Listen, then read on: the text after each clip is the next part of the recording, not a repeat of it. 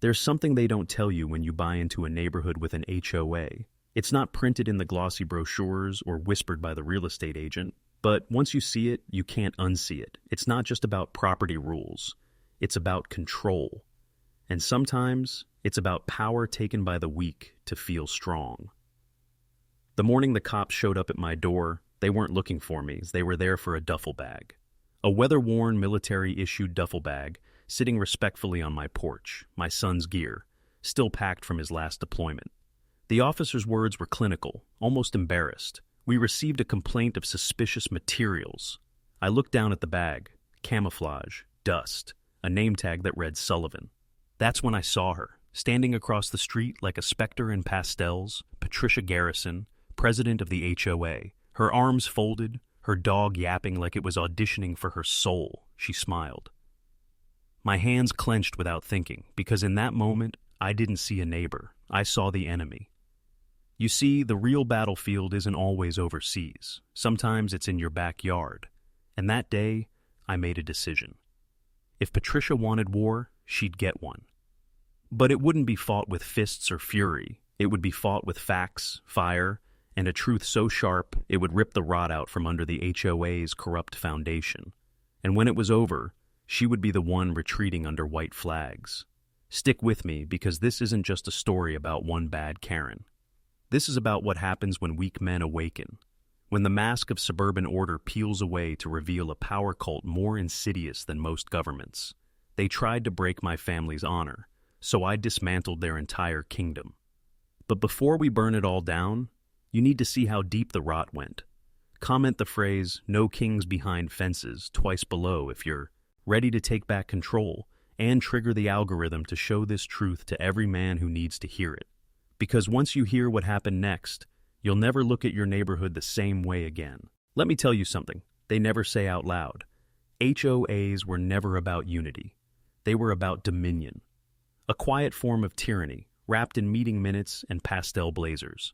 Patricia Garrison didn't just call the cops on my son's gear. She triggered a war of symbols. That duffel bag represented everything she couldn't control: discipline, sacrifice, and honor. And people like her, they hate what they cannot dominate. 2 days after the incident, I came home to a violation notice duct taped to my garage door.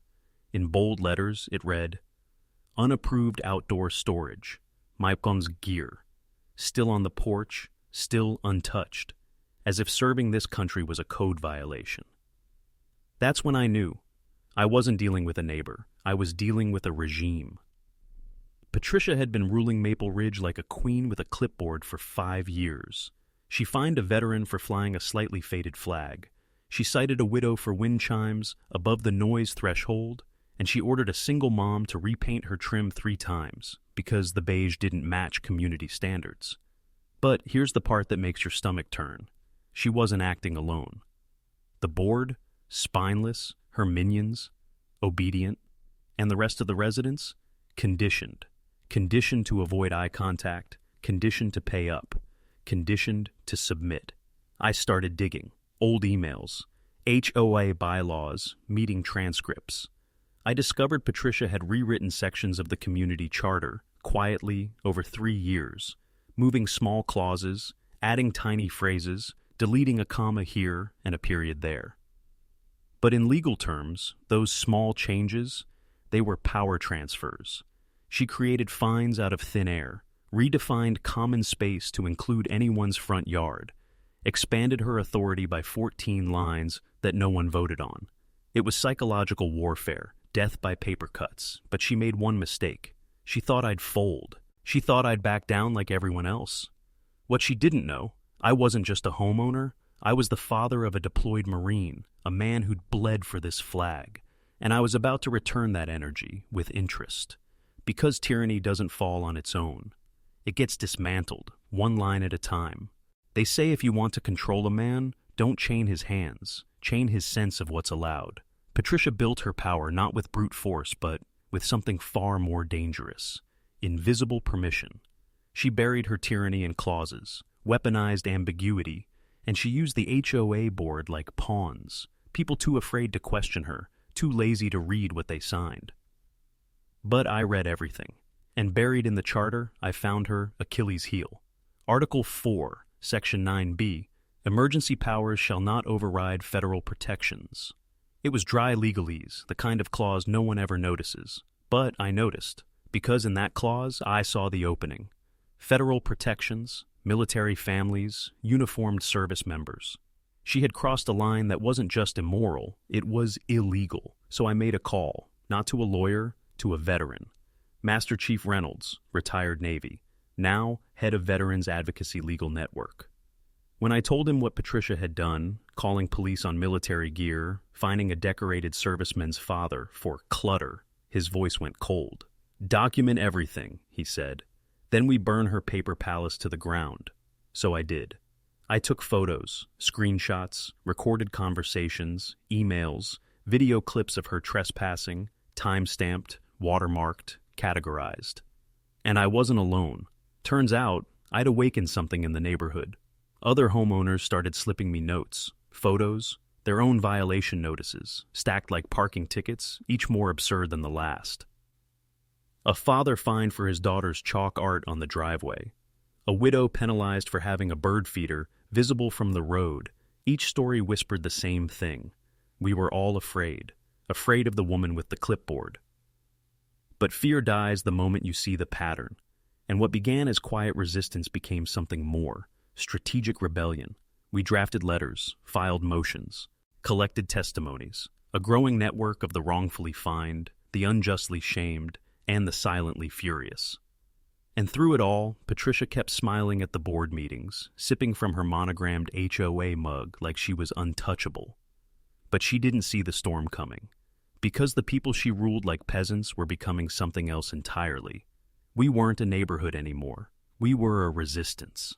And every empire, no matter how smug or silent, eventually meets the sharpened edge of its own forgotten laws.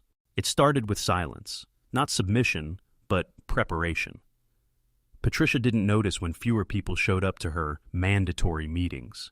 She didn't question why the vote on her new landscaping ordinance failed. By one. She had no clue the architect of her undoing was sitting just 4 chairs away, calmly smiling, with a binder full of evidence and a fire in his blood. Me, and I was done playing defense. The final blow wouldn't come from a courtroom. That was too easy. It would come from within the very system she created. I discovered an obscure clause in the HOA bylaws, Article 6, subsection 14C. It allowed for a board emergency recall vote if 25% of homeowners signed a formal petition alleging abuse of power. Patricia had redlined the clause in her draft charter, but she forgot to file it with the county, so the original rule stood. We needed 19 signatures. I got 33. And when I filed that recall motion, Patricia's kingdom cracked like cheap porcelain. She showed up to the next HOA meeting, wearing her usual pastel armor, but her eyes betrayed her. She was scanning the room like a soldier who knew the ambush was coming, but didn't know where the bullets were. I waited until the third agenda item, then I stood, calm, confident. I motioned for a formal vote of emergency recall against Patricia Garrison under Article 614C on grounds of documented abuse, falsified authority, and targeted harassment of military families. Gasps, murmurs, then silence.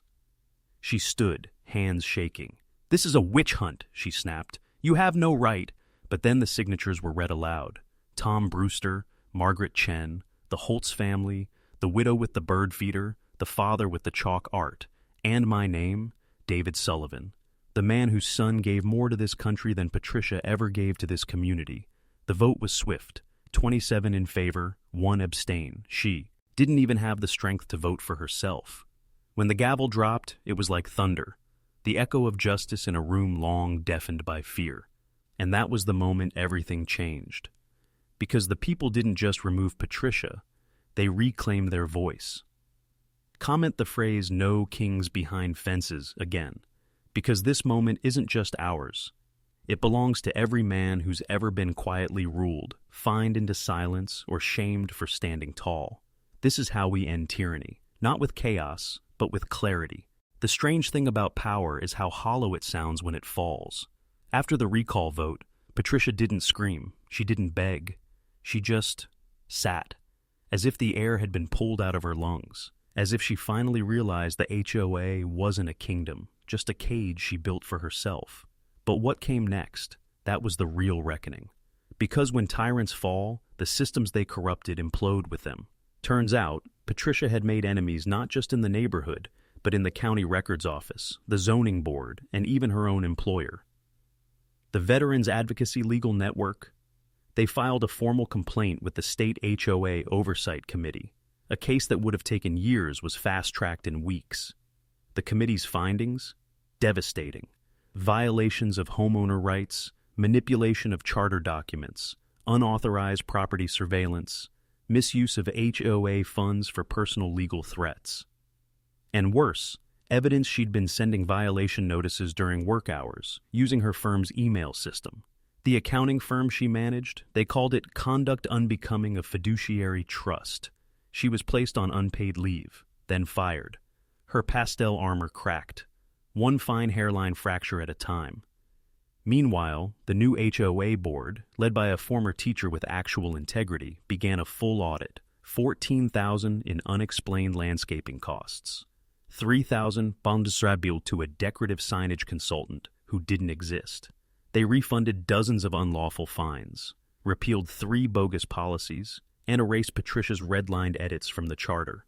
One by one, the bricks she laid to wall us in became her own tomb. She tried selling her house, but news travels fast in small towns. No one wanted to live where the infamous HOA Karen ruled. Her property value sank, offers dried up, and for the first time, she felt what she made everyone else feel: invisible. I saw her once, 2 weeks later, early morning, no clipboard, no dog, just her, standing alone on her porch, looking at the street like she no longer recognized it. And maybe she didn't, because it wasn't her neighborhood anymore. It was ours. And every fence post, every repainted mailbox, every silent nod between neighbors was a reminder. Tyranny can never stand forever. It only takes one man, one moment, one line crossed too far to bring the whole rotten structure crashing down.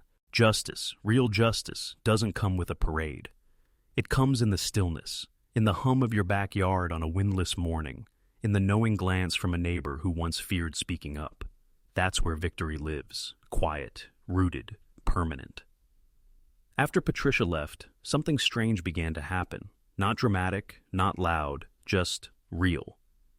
A kid down the block painted a mural on his garage door, an eagle holding a scroll that said, "Liberty begins at home. No one find him." In fact, the board sent him a thank you card. An elderly man 2 streets over, who had once been fined for leaving his cane on his porch, was voted Neighbor of the Month. The woman who was too afraid to host Sunday prayer in her living room, now, every weekend, 10 folding chairs line her lawn, laughter, peace, no more fear. And me? I rebuilt the fence, not just taller, but stronger, reinforced cedar, steel posts sunk deep into the earth. But that wasn't the real monument. The real monument was carved in the unspoken truth that now lived in our street, etched into the DNA of every conversation, every decision, every vote. That truth: never let small tyrants grow tall, never mistake silence for consent, never, ever forget that the systems we live under, whether HOAs or governments, only have power if we give it to them.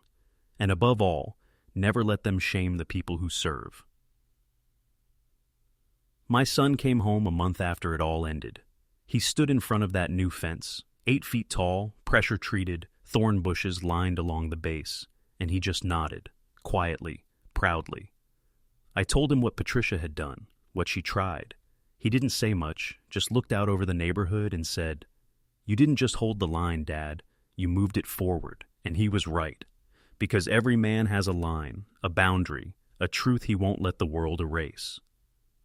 Patricia tried to walk through mine like it didn't exist, but she learned the hard way.